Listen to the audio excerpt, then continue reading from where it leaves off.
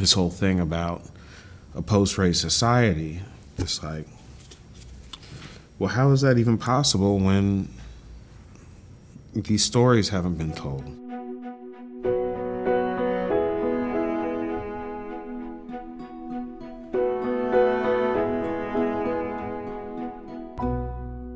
One of the many myths of African American genealogy is that following emancipation, most of the freed people took new last names, leaving the names of their former owners far behind.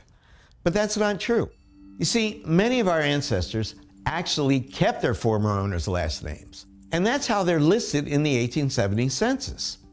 Once you find them, you can then look for white people living in the same county with the same last name in the 1860 and the 1850 censuses. Then you check the attached slave schedules to determine whether they owned slaves approximating the age of your ancestor in 1870. This can lead to some incredible discoveries.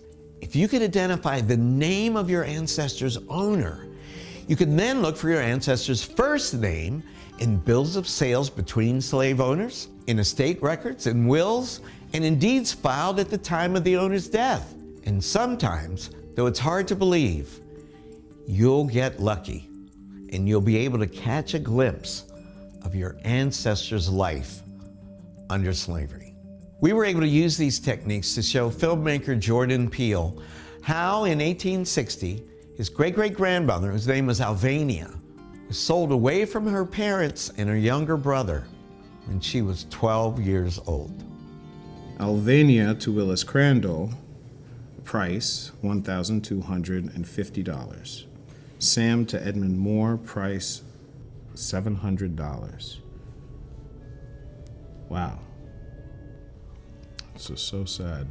And can you imagine what it must have been like for your own great-great-grandmother to be physically separated from her parents and brother after all those years? No.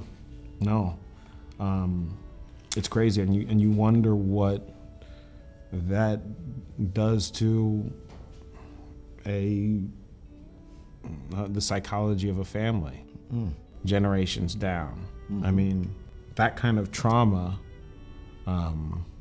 has to live on in some way. Retrieving lost stories can be an act of restoration, not only of our ancestors' resilience, but of the resilience of the entire human community. To see more incredible stories, click here and watch the next video.